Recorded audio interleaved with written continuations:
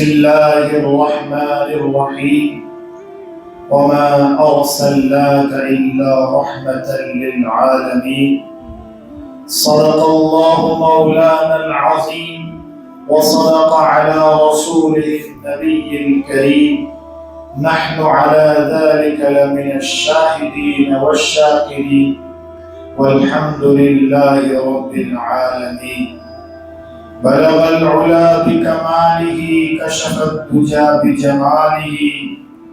حسنت جميع خصاله صلوا عليه وآله چمکتا رہے تیرے روزے کا منظر چمکتی رہے تیرے روزے کی جالی ہمیں بھی عطا ہو وہ شوق ابو ذر ہمیں بھی عطا ہو وہ جذبہ بلالی جب مدینے میں ہوگا ہمارا گزر پھر تو بگڑے مقدر سور جائیں گے بارشیں ہوگی ہر سمت انوار کی ہم غریبوں کے دامن بھی بھر جائیں گے صلی اللہ تعالی علیہ وسلم۔ میرے محترم اور معزز بھائیوں، دوستوں اور بزرگوں، حضور اکرم صلی اللہ تعالی علیہ وسلم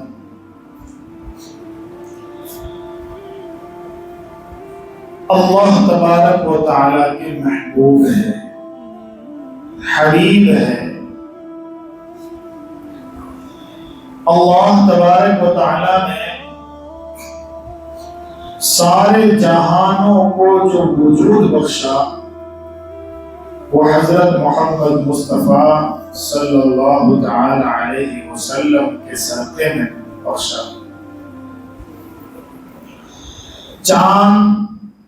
ستارے اور سیارے، یہ جو کچھ ہے ان سب کو جو وجود ملا ہے وہ حضرت محمد مصطفیٰ صلی اللہ علیہ وسلم کے صدقے میں ملا ہے۔ چاند کو چمک حضور اکرم صلی اللہ علیہ وسلم کے صدقے میں، ستاروں کو چمک آپ کے صدقے میں، سورج کو روشنی آپ کے صدقے میں، درختوں کو توانائی آپ کے صدقے میں، درختوں کو ہریالی اور خوبصورتی آپ کے صدقے میں، پھلوں میں میٹھاس آپ کے صدقے میں، مشرق اور مغرب، شمال اور جنوب کو وجود اللہ رب العزت نے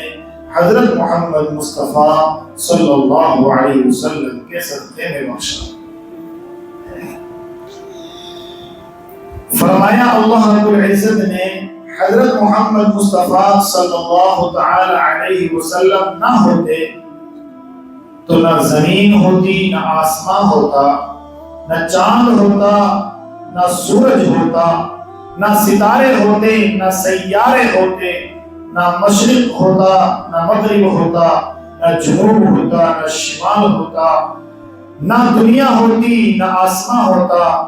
یہ سب کچھ حضرت محمد مصطفیٰ صلی اللہ علیہ وسلم کے صدقے میں بنا ہے۔ حضرت آدم علیہ السلام سے لے کر حضرت عیسیٰ علی نبینا علیہ السلام تک جتنے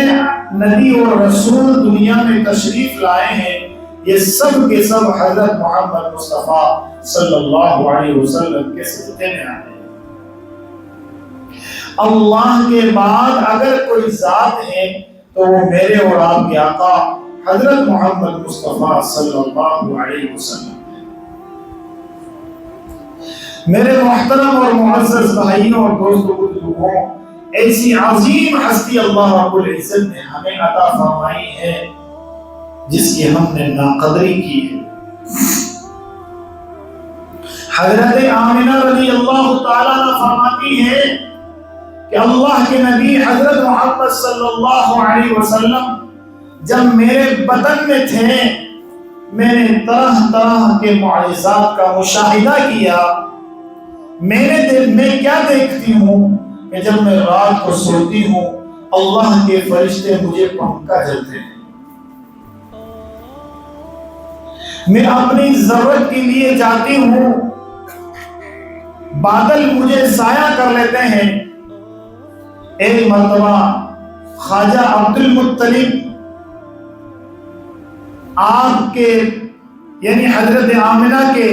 پاس آئے اور آ کر کہنے لگے، بیٹا آمنہ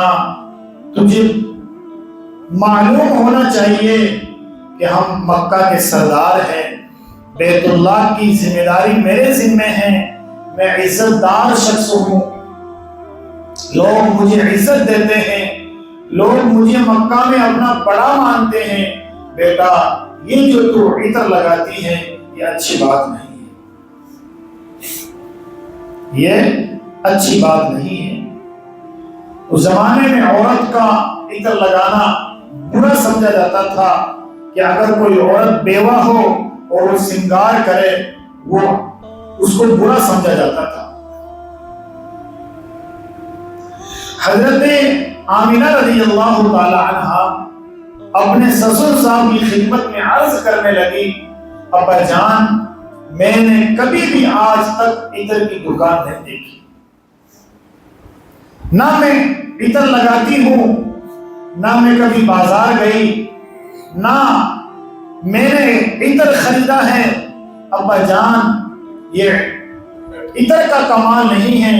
جب سے یہ بچہ میرے بطن میں آیا ہے، پیٹ میں آیا ہے، اس وقت سے میں طرح طرح کے معجزات کا مشاہدہ کر رہی ہوں۔ ابا جان اسی بے بس نہیں، میں جس روم میں رہتی ہوں وہاں پہ خوشبو آنا شروع ہو جاتی ہے، ابا جان میں جس گھر میں بیٹھتی ہوں اس گھر سے خوشبو آنا شروع ہو جاتی ہے، ابا جان میں جس بستر پہ بیٹھتی ہوں اس بستر سے خوشبو آنا شروع ہو جاتی ہے، ابا جان جو لباس میں اپنے بدن پہ ڈالتی ہوں اس لباس میں خوشبو آنا شروع ہو جاتی ہے، میں جس جگہ بیٹھتی ہوں وہاں سے خوشبو آ رہی ہے۔ ابا جان اسی میں بس نہیں، میں کیا کیا دیکھ رہی ہوں، جب میں رات کو سوتی ہوں اللہ کے فرشتے مجھے پنکھا جلتے ہیں، میں اپنی ضرورت کے لیے باہر جاتی ہوں بادل مجھے سایہ کر لیتے ہیں،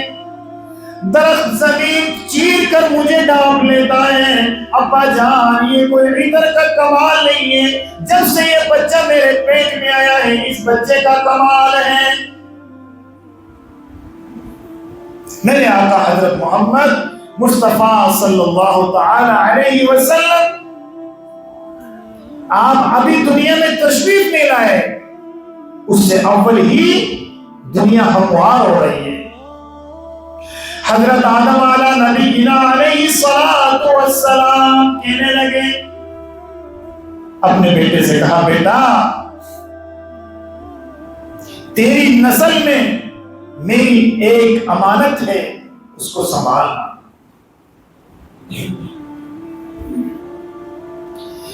اس امانت کا مقام تیرے باپ سے بھی بڑھ کر ہے، اور اس نبی کا مقام تو بہت اونچا ہے، اس نبی کی امت کا مقام بھی بہت اونچا ہے۔ بیٹا مجھ سے خطا ہوئی، اللہ نے اس کا اظہار کر دیا، بیٹا اس نبی کی امت اگر خطا کرے گی اللہ اس کو چھپائے گا۔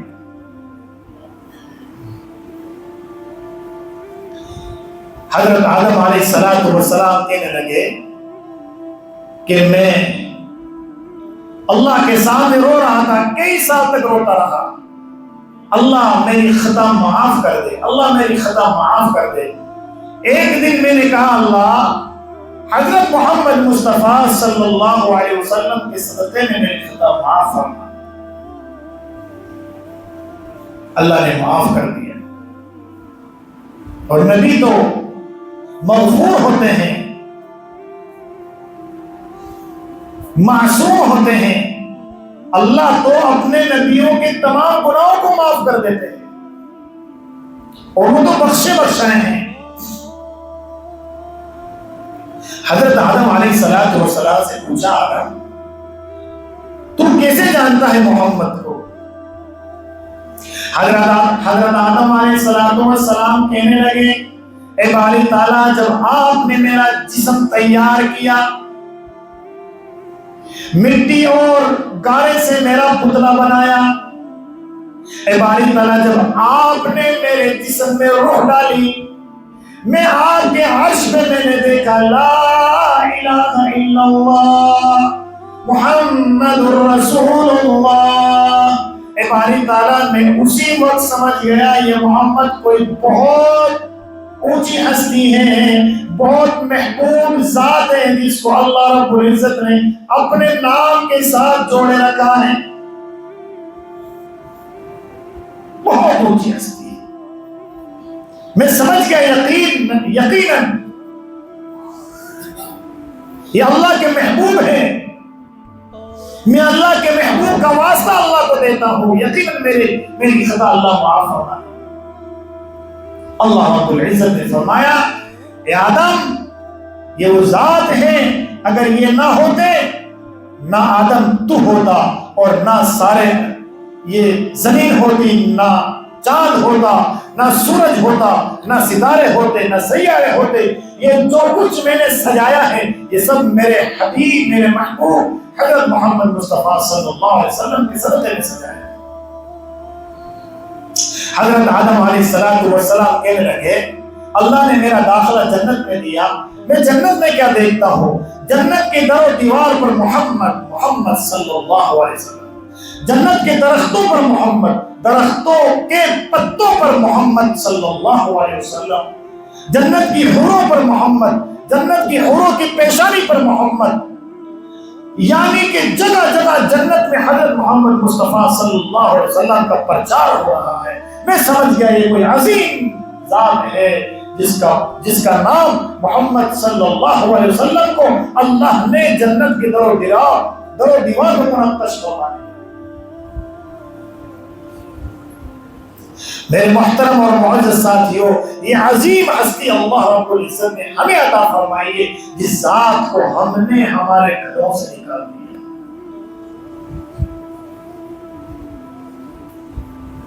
حضور کی سیرت اور صورت، حضور کی سنت صرف سننے اور سنانے کے لیے تھوڑی نہ ہے، بلکہ حضور صلی اللہ علیہ وسلم کا طریقہ، حضور صلی اللہ علیہ وسلم کی سیرت، حضور صلی اللہ علیہ وسلم کی تعلیمات، یہ تو زندگی میں اتارنے کے لیے کہ ماں کے پیٹ سے لے کے اور قبر کے گڑھے تک ہماری 24 گھنٹے کی زندگی میں حضور اکرم صلی اللہ علیہ وسلم کی ایک ایک سنت سج جائے، اس کی محنت کرنا ہے۔ سنی تو بولتے ہی اسی کو ہے جو سنت پر عمل کرنے والا ہوتا ہے۔ ہمارے اعمال غیروں جیسے، انگریزوں جیسے، یہود اور نصارہ جیسے ہمارے اعمال ہو، اور پھر ہم اپنی زبان سے بلا جھجک یہ بول پڑے کہ ہم سنی ہیں، اس سے بڑا کوئی جھوٹا اور کوئی نہیں ہو سکتا۔ سنت کا معنی ہوتا ہے طریقہ، سنت کا معنی راستہ، تہذیب، اور پوری دنیا کے انسانوں کے لیے، چاہے وہ جس مذہب سے تعلق رکھتا ہو، چاہے وہ سکھ ہو، چاہے وہ